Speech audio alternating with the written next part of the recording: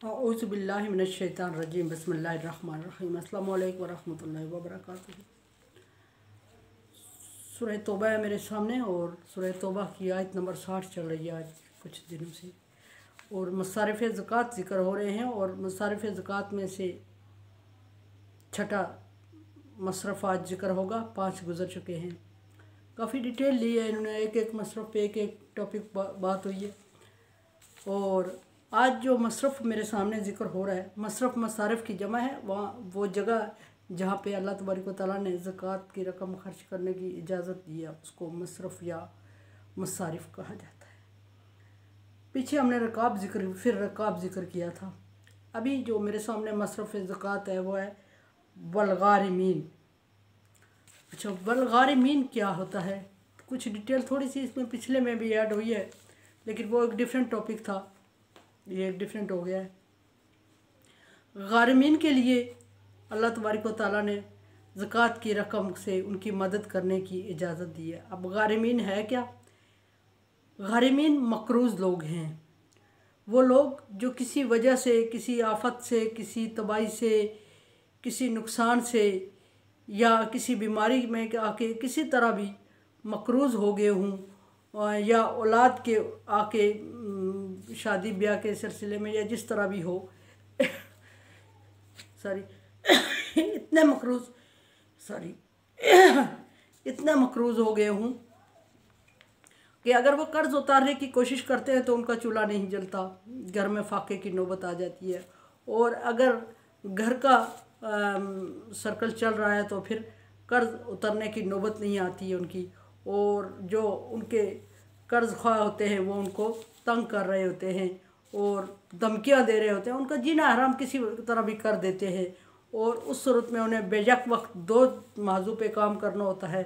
ज़कात घर भी चलाना होता है, अगर नहीं चलाएंगे तो मौत तक नौबत आ जाती है, फाका कशी तक नौबत आ जाती है। और कर्ज़ भी उतारना होता है, अगर नहीं उतारेंगे तो उनके लिए फिर सोसाइटी में सरवाइव करना मुश्किल हो जाता है। ऐसे लोगों के लिए अल्लाह तबारक व तआला ने नरम गोशा रखते हुए उनके कर्ज़ को ज़कात की रकम से अदा करने का हुक्म दिया है। यहाँ फिर मैं कहूँगी कि ये हुक्म अल्लाह तबारक व तआला ने हरगिज़ नहीं दिया कि उनके लिए चूल्हा जलाते रहें, उनका अखराजात घर के पूरे करते रहें और वो कर्ज़ उतारते रहें, ये हुक्म नहीं हुआ। अगर ऐसा करेंगे तो फिर उनकी माली मावनत किसी दूसरी तरह चली जाएगी और वो हमेशा अपने आप को ज़कात का मुस्तहिक समझने लगेंगे और उनकी हौसला अफजाई होने लगेगी। ज़कात की रकम जो भी उनकी है, जो भी उनके कर्ज़ की रकम है, वो ज़कात की रकम से अदा कर दी जाए और घर के अखराजात उन पर छोड़ दिए जाए। और ज़कात की रकम ख्वाह इंस्टॉलमेंट, कर्ज़ की रकम ख्वाह इंस्टॉलमेंट में अदा की जाए, ख्वाह लमसम पैकेज में एक ही दफ़ा अदा कर दी जाए, लेकिन उसको ज़कात की रकम से अदा कर दिया जाए ताकि वो बंदा आसूदा हो जाए और घर का खर्च अखराजात बर्दाश्त करने के काबिल हो जाए। असल ऐसे लोग मुस्तहिक हो जाते हैं और इतनी मुश्किल में आ जाते हैं ये कर्ज़। और ये आजकल का जो जिस तरह का सूदी कारोबार चल रहा है, बैंकिंग वाला, बैंक से कर्ज़ा ले लिया और सूद पे ले लिया, ये तो कभी ना ख़त्म होने वाली चीज़ है और इससे गुरेज करनी चाहिए, ये होना लेना भी नहीं चाहिए। कर्ज़ लेने वाले को चाहिए कि भाईचारे के तौर पे कोई उसको कर्ज़ देता है तो वो कर्ज़ ले ले और उतनी अमाउंट जितनी उसने ली है उतनी ही अदा करनी पड़े उसको, ताकि उस पर बोझ ना हो और वो ख़त्म होने का नाम भी ले। तो जिस तरह के आजकल का सिस्टम चल रहा है कि जायदाद गिरवी रख के बैंक से कर्ज़ा लेना शुरू कर देते हैं लोग और वो चलता ही रहता है और कभी ना ख़त्म होने वाली बात हो जाती है, उसका सूद बढ़ता रहता है, फिर उससे छुटकारा मुमकिन नहीं होता। तो ऐसे मुस्लिम माशरे में ऐसा होना नहीं चाहिए, क्योंकि मुस्लिम भाईचारे में ये होना चाहिए कि मुश्किल वक्त में एक दूसरे को खा फ्री माली मदद करें, या अगर आपके पास इतनी हैसियत है कि आप किसी मुस्लिम भाई, आपका कोई मुश्किल, कोई परेशानी, कोई कर्ज़ में, कोई आफत में आ गया है, वो आप उसकी फ्री मदद करें और उसको कर्ज़ दे दें। अगर उसकी मदद कर रहे हैं तो फिर तो बहुत अच्छा, उससे कर्ज़ उतार रहे हैं और वापस नहीं ले रहे हैं, जो पैसा उसको दे रहे हैं वो मदद और तावन हो जाता है, वो तो बहुत अच्छा। और इस्लामी माशरे में ये चीज़ होनी चाहिए। और अगर नहीं इस तरह मदद कर सकते हैं, सारे खुद इस काबिल नहीं है कि उसकी इस तरह मावनत कर सके, तो फिर ये तो ज़रूर होना चाहिए कि उसको कर्ज़ हसना दे। कर्ज़ हसना से मुराद ये है कि एक लंबे टाइम के लिए जब तक वो आसूदा होता है उसको रकम दे दी जाए, ताकि वो जब आसूदा हो तो आपको लौटा दे। और कर्ज़ लेने वाले को भी चाहिए कि जब आसूदा हो तो पहले कर्ज़ उतारने की कोशिश करे, हीले बहाने से उसको डिले ना करता रहे, आगे ना लेके जाता रहे, वो कर्ज़ की रकम अदा करे। और ये अगर किसी वजह से किसी ने उसको कर्ज़ दिया और बहुत टाइम तक वो वापस नहीं कर सका, या किसी आफत और किसी मुश्किल में आ गया और लेता ही रहा उम्मीद पे, किसी बिज़नेस सेटअप में अक्सर ऐसे होते हैं, और किसी ज़मीनी मामलात में जिस तरह के बार बार बंदा कोशिश करता है कि उसकी आमदन का कोई ज़रिया हो जाए, बार बार कोशिश करता और नाकाम होते होते वो इतना मकरूज़ हो जाता है कि उसके लिए ये मुश्किल बन जाती है। तो ऐसे भाइयों के लिए मदद के लिए हाथ बढ़ाएं, और अगर तो ख़ुद दे रहे हैं तो फिर तो बहुत अच्छा है, बहुत अच्छी बात है, देना चाहिए, और सूद की तरफ ना जाने दें उसको। अगर आप इस्लामिक माशरे में ज़िंदगी गुजार रहे हैं तो अपने भाई को सूद की तरफ मत जाने दें। और सूद से फिर ज़कात अच्छी है कि उसको ज़कात से उसकी मदद करें। और ज़कात में फिर मैं कहूँगी कि उसके बच्चों का और उसका ख़र्चा ना निकालते रहें ज़कात की रकम से, बल्कि इस तरह आदी हो जाएगा और ज़कात की रकम मुस्तहिक ना होते हुए बच्चों के पेट को पालती रहेगी। ये बात भी पसंदीदा नहीं है। उसका 1, 2, 3 इंस्टॉलमेंट में या लमसम पैकेज देके कर्ज से उसको निजात दिला दें, वो आज़ाद हो जाए और जो मेहनत मजदूरी जो भी कर रहा है, जॉब कर रहा है, ताकि मंथली उसका अपना बजट बनता रहे और उसकी औलाद भी पलती रहे, बच्चे भी पलते रहे। बज़ाहिर ऐसा होता है कि कुछ लोग कम आमदन का बहाना करके भी ज़कात ले रहे होते हैं और कहते हैं कि उनके ये भी है कि अगर कोई बंदा इतनी बड़ी कबीले को सपोर्ट कर रहा है, बड़ा कबीला है उसका, फैमिली बहुत बड़ी है और उसके आमदन इतनी नहीं है कि उसकी फैमिली को सपोर्ट कर सके या उसके अखराजात पूरे हो सके, ऐसे बंदे की माली तौर पे ज़कात की रकम से मदद की जा सकती है। लेकिन कोशिश ये करनी चाहिए, उसको हमेशा रूटीन नहीं बना लेनी चाहिए। माली तो उसका तावन करें, ज़कात की रकम से उसके अखराजात पूरे किसी हद तक करें। जैसे तो किसी के बच्चा पढ़ रहा है, बहुत ज़्यादा उसकी फ़ीसें हैं, वो ऐसी सूरत में जब हम ज़कात से मदद करते हैं तो फिर इस सूरत में पहले उस तरफ रुजू करना चाहिए कि किसी तरह अखराजात कम हो जाए। ये नहीं कि अखराजात हम बढ़ाते जा रहे हैं और ज़कात की मदद लेके खाते जा रहे हैं।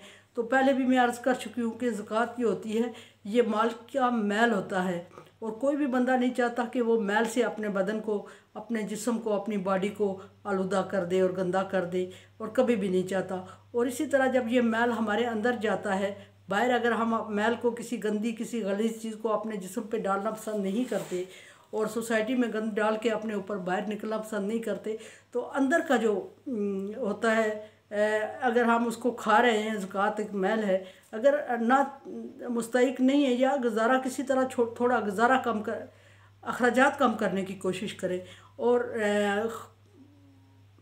बहाने से ज़कात लेने की तरफ ना जाए, ये कोई बहुत अच्छी चीज़ नहीं है। जब हम ये ज़कात माल की मैल खा रहे होते हैं तो जिस तरह गंदा मैल वाला पानी ऊपर डाल रहे होते हैं और बॉडी हमारी गंदी हो रही होती है और हमें शर्मसारी होती है, इसी तरह इंसान के अंदर भी ये गंद जब जाता है, ये मैल जाता है, तो इंसान के अंदर को आहिस्ता आहिस्ता मैला कर देता है। और मैला कर देता है तो फिर उसको जायज़ नाजायज़ की तमीज़ नहीं रहती और वो क्या करता है, आसूदगी ढूंढता रहता है। आसूदगी में सा वो जायज़ करे या नाजायज़ करे, वो हर सूरत में आसूदा करना चाहता है अपने आप को। तो ऐसी सूरत में, और बच्चे जो पाल रहे होते हैं ज़कात की रकम से, वो भी कोई बहुत पसंदीदा अमल नहीं है। उन बच्चों से कोई बहुत अच्छी उम्मीदें हम नहीं लगा सकते, क्योंकि ज़कात की रकम से पलने वाला बच्चा डेफिनेटली इतना वफ़ादार नहीं होगा। कोशिश ये करें कि जब ऐसी नौबत आ रही हो, फैमिली बड़ी हो, ठीक है, सपोर्ट करें माली तौर पे, ज़कात को दे के उसको सपोर्ट करना जायज़ है, नाजायज़ नहीं है, लेकिन पसंदीदा नहीं है। कोशिश करें कि अपने अखराजात को अपने कंट्रोल में करें और ज़कात से बचने की कोशिश करें। और अगर मकरूज़ हो गए तो कर्ज़ की रकम बेशक वक्त ज़कात की रकम से अदा करवा दें, किसी तरह भी हो जाए, ताकि आप कर्ज़ से निजात दिला दें अपने आप को और आगे जो आपका फैमिली सर्कल या फैमिली की कफ़ालत जो चल रही है वो ज़कात की रकम से ना हो। अपने हैसियत के मुताबिक काम करें और ज़कात की रकम पे गुजारा करने से गुरेज करें, लेकिन ये ज़कात है इसीलिए कि मकरूज़ की मदद की जाए, ग़ुलामों को आज़ाद करवाया जाए, फ़कीरों मस्कीनों की मदद की जाए, मुस्तहिक लोगों की मदद करने के लिए है। लेकिन जिस मुस्तहिक जिस कंडीशन में इस्लाम मुस्तहिक कहता है उस कंडीशन में पहुँचे तो तब, जिस कंडीशन में हम अपने आप को इस्लाम वो नहीं है जो हम चाहते हैं, इस्लाम वो है जो अल्लाह तबारक व तआला ने नाज़ल किया, जो अल्लाह तबारक व तआला चाहता है। जिस कंडीशन में जाके अल्लाह तबारक व तआला ने ज़कात को हलाल और जायज़ करार दिया, उस कंडीशन तक पहुँचने से पहले हरगिज़ ज़कात लेने की कोशिश ना करें। जब तक आपके पास, और वो कंडीशन क्या है, जब तक आपके पास आखिरी टाइम का आखिरी लुकमा भी मौजूद है, तो अपने ज़ोर बाजू पे, अपनी सलाहियत पे भरोसा करें और अल्लाह तबारक व तआला से मदद मांगें। अल्लाह तबारक व तआला की मदद पे भरोसा करें, ज़कात पे भरोसा ना करें। एक लुकमा भी अगर एक दिन का खाना आपके पास मौजूद है घर में, और आप उस एक दिन के एक वक्त के खाना मौजूद होते हुए अगर आप रुजू करते हैं ज़कात के लिए, तो ये बहुत नापसंदीदा और आपके लिए हलाल और जायज़ नहीं है। ज़कात की कंडीशन वो बनती है इंसान के लिए जब इंसान फाके की नौबत आ जाए, फाका कर गुजरे, मैं कहूँगी फाके की नौबत ना आ जाए बल्कि फाका कर गुजरे और कोई ज़रिया ना बने, फिर वो ज़कात के लिए अप्लाई करे और ज़कात की रकम से गुजारा करे। लेकिन वो भी उस टाइम तक जब तक वो आसूदा होता, और आसूदा होने के लिए फिर मैं पहले भी अर्ज़ कर चुकी हूँ कि आसूदा होने के लिए आप सिर्फ लेट के बेड पे और दुआओं पे जोर ना दें, बल्कि आसूदा होने के लिए कोई ज़रिया ढूंढते रहें, कोई ऐसा बहाना, कोई ऐसा काम जो कि आपको रोज़गार के तौर पे मिल जाए और जिससे आपको बेनिफिट हो और जिससे आपको छुटकारा हो जाए। ज़कात की रकम अगर आप लेके बगैर उस कंडीशन के जिसको अल्लाह ने ज़िक्र किया, बगैर उस कंडीशन के अगर हम ज़कात की रकम को अपना गुजारा औकात बना लेंगे, तो अल्लाह तबारक व तआला इसको सख्त नापसंद करते हैं, और फिर ना हमारी औलाद काम की निकलेगी और ना हमारा अखराजात पूरे होंगे, बरकत नहीं रहेगी। बरकत नहीं रहेगी। सो आप लाख कोशिश करते रहें, आपका गुजारा नहीं होगा, फिर आप पे मुफलिसी रहेगी, तंगदस्ती रहेगी और बेचारगी रहेगी। फिर लोगों के सामने हाथ फैलाने से गुरेज नहीं करेंगे आप, और एक आदत बन जाएगी। और जब आप एक आदत बना लेंगे, ज़कात पे गुजारा करते करते मांगने की आदत बन जाती है, क्योंकि बरकत नहीं रहेगी आपके पास। जब तक सलाहियत है, दौर पे 200 रुपया पर डे अगर आपको कमाने की सलाहियत है, आप कोशिश करें कि उसमें गुजारा हो जाए। अगर नहीं होता तो फिर कहीं अपने आप पे मशक्क़त डाल के देखें, अल्लाह तबारक व तआला आपको मशक्क़त बर्दाश्त करने के काबिल बना देगा और उस मशक्क़त को आप मुश्किल से को टाल लेगा। लेकिन अगर आप 200 रुपया कमाने के काबिल हैं और आप 2000 रुपया पर डे के हिसाब के लिए बैठे हुए ज़कात खा रहे हैं कि ऐसा कोई काम मिलेगा कि 2000 पर डे मिलेगा तो मैं करूँगा, नहीं तो मैं ज़कात पे गुजारा करता रहूँगा, तो फिर अल्लाह तबारक व तआला ऐसे लोगों के लिए दरवाज़े बंद करते हैं और खस्ता हाली हो जाती है। कोशिश किया करें कि जितना आपको मिल रहा है, हो सकता है 200 रुपया पर डे कमाए, अल्लाह तबारक व तआला उसमें बरकत डाल देगा महसूस तौर पे और आपका काम चलता रहे। इसलिए कर्ज़ उतारने के लिए ज़कात की रकम अदा की जा सकती है, आदी लोगों के लिए नहीं की जा सकती। मेरे चैनल को आप सब्सक्राइब कर रहे हैं, thank you so much. Like dislike as you like.